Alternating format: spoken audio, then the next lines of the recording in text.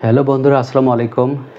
আমি এখন যে বিষয়টা নিয়ে আপনাদের সামনে আলোচনা করছি সেটি হলো চুক্তি সংক্রান্ত বিষয়। আইনের দৃষ্টিতে চুক্তি হলো পারস্পরিক সম্মতি বা সমঝোতা। দু বা ততোধিক ব্যক্তি বা পক্ষদ্বয়ের মধ্যে চুক্তি সম্পাদিত হয়, অর্থাৎ ব্যক্তি বা পক্ষের স্বার্থ সংশ্লিষ্ট বিষয় বা অধিকার সংরক্ষণ করার জন্য চুক্তি করা হয়। চুক্তি তিন প্রকার। একটি হলো মৌখিক চুক্তি, একটি হলো দালিলিক চুক্তি, অন্যটি হলো বাতিলযোগ্য চুক্তি। মৌখিক চুক্তি বলতে আমরা বুঝি দু বা ততোধিক ব্যক্তির মধ্যে, অর্থাৎ ব্যক্তির পারস্পরিক সম্মতিতে যে চুক্তিটি করা হয়, এখানে কিছু বিশ্বাসযোগ্য ব্যক্তির সম্মুখে এই চুক্তিটি করা হয়। অর্থাৎ আদালত এই চুক্তির ক্ষেত্রে ব্যক্তির গ্রহণযোগ্যতা এবং সাক্ষীর গ্রহণযোগ্যতার উপরে চুক্তির শর্তগুলো নির্ভর করে বা আদালত গ্রহণ করে। সাক্ষীর গ্রহণযোগ্যতা না থাকলে মৌখিক চুক্তির কোনো ভিত্তি থাকে না। দ্বিতীয় যে চুক্তিটি সেটি হলো লিখিত চুক্তি।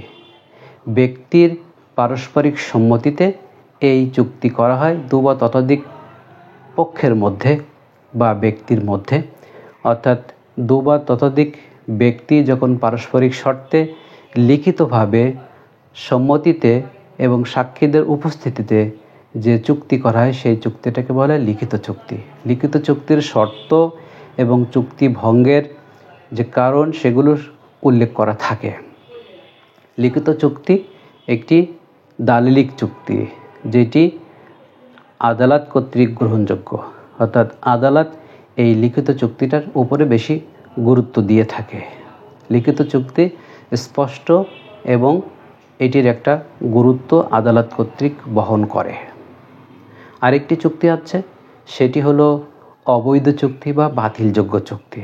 অবৈধ চুক্তি বা বাতিলযোগ্য চুক্তি বলতে সে ধরনের চুক্তিকে বোঝায় যারা পাগল, দেউলিয়া, নেশাগ্রস্ত ব্যক্তি, অর্থাৎ সমাজের এ ধরনের ব্যক্তির সাথে যখন কোনো চুক্তি হয় তখন সেই চুক্তিটাকে বলা হয় বাতিলযোগ্য চুক্তি। অর্থাৎ দেউলিয়া, পাগল এবং নেশাগ্রস্ত ব্যক্তিদের সাথে কোনো ধরনের কোনো চুক্তি না করার জন্যে আইনগতভাবে বলা হয়েছে। তাদের লায়াবিলিটিস, তাদের চিন্তা চেতনা বাস্তবসম্মত নয়। এই কারণেই আইনের দৃষ্টিকোণ থেকে তাদের চিন্তা চেতনার সাথে বাস্তবসম্মত না থাকার ফলে তাদের সাথে চুক্তি না করার জন্যে বলা হয়েছে। তাহলে আমরা দেখলাম লিখিত চুক্তি, মৌখিক চুক্তি এবং বাতিলযোগ্য চুক্তি।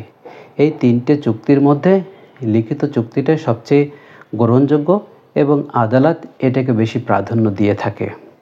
ধন্যবাদ সবাইকে। আমরা যখন কোনো চুক্তি করব অবশ্যই তার একটা লিখিত রূপের মাধ্যমে আমরা চুক্তিটা করব।